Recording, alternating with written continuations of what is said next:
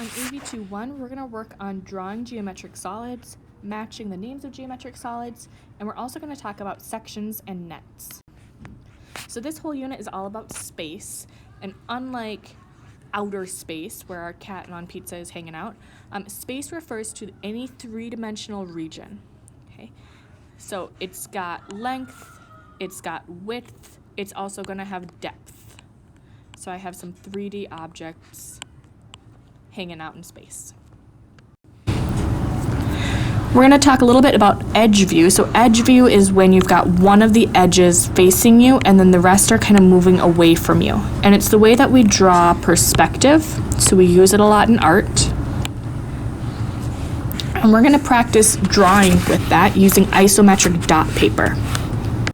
So isometric dot paper is paper that looks like this, where you've got the dots.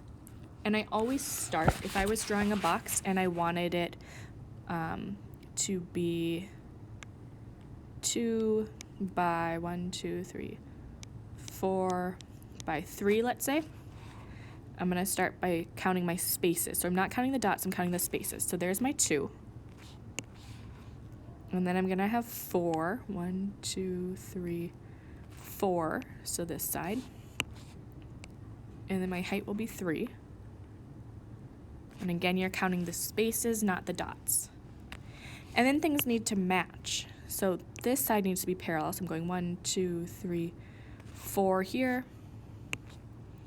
This blue edge needs to be parallel, so 3 there. I need 1, 2, 3 up here. These two edges are parallel, so they're the same length, and I didn't plan this very well, but there would be a dot there. And then these would connect in.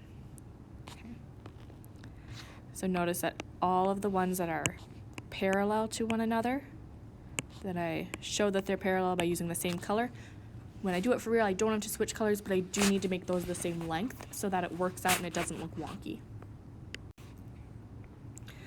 So again, if I want one that is 2 by 6 by 4, I did that here. I have 2 on this side. 1, 2, 3, 4, 5, 6 going up and down. And then my depth is 1, 2, 3, 4. Okay, and again, you can draw in lighter if you want to see the ones that you didn't draw. You also can leave those if you want it to be like, no, it's a solid thing. In the purple, then I did one that's 3 by 5 by 5. So I have 3 here. 1, 2, 3, 4, 5 on this side. 1, 2, 3, 4, 5. Again, you're counting the spaces, not the dots. That last blue one then was 4 by 4 by 8. So my base, I have 4 on each side here. And then the height I drew in as 8.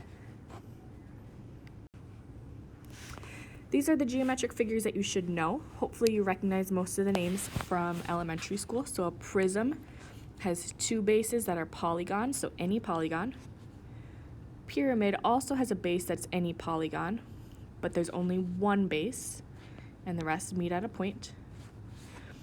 My cone, sphere, hemisphere, and cylinder, we're going to kind of talk about in another unit, but you should learn the vocab now.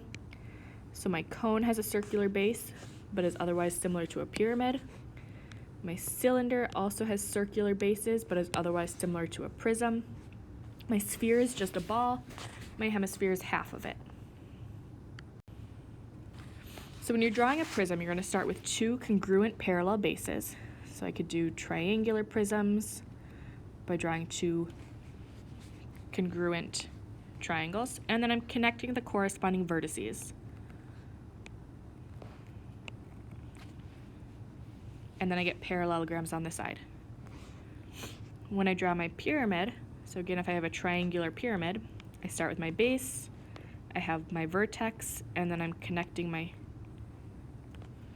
vertices of my base, and I get triangles going around the side. My cylinder is just like a prism, but I'm using circles for my bases, and I'm just drawing on the side so you can see that those connect. My cone is similar, draw on the circle and the vertex, and then just connect the edges to show that it's a cone. In my sphere, I'm going to start with a circle, and then I'm going to say, hey, it's rounded here, and it's rounded there. So I'm doing dotted on one half and solid on the other, but it's an ellipse or a football in between. And then on my hemisphere, I'm going to start with that ellipse or football shape and draw in a semicircle over it. A net is a 2D figure that I could fold up and make a 3D solid. So we're going to look at some examples. So my cube, this base corresponds right here. And then I've got face 1, 2 is in the back here, 3 would be right here, and then 4 in my top 5. And I could, in my mind's eye, picture how I could fold those up and the pieces could fit together. I can make a net for any 3D solid. So for my square pyramid, my square is my base, and then I have 4 triangles going around that are the faces of the pyramid. Same thing with my rectangular prism. I have 2 bases now that are on my ends, and then I have 3 rectangles that could fold up to form that rectangular prism in my net. My section, I'm going to take that 3D solid, and instead of unfolding it like I do with nets, I'm going to slice through it. And then I'm going to think of, if I used it as a stamp, what shape would I get? So when I take my cylinder, if I were to slice through that cylinder, and then I looked at the bottom of it and I used that as a stamp, in this case, since I'm slicing straight through, I'm getting a circle. If I slice at a diagonal, and then I use that as a stamp, I get this oval. And if I slice straight up and down on a cylinder, and then use that rough edge as a stamp, I would get a rectangle. So I'm not looking at the slice out here. That's what's doing the slicing. I'm looking at the actual figure itself, and if I were to dip that in paint and then on paper, what would I see? Some other sections within a cone, if I cut straight, I get a circle. If I cut at an angle, I can get an oval or ellipse. If I cut through the bottom but at an angle, I get a parabola here. And if I cut through the edge at less of an angle, I get a hyperbola. I could also cut straight up and down on a cone, and I would get a triangle.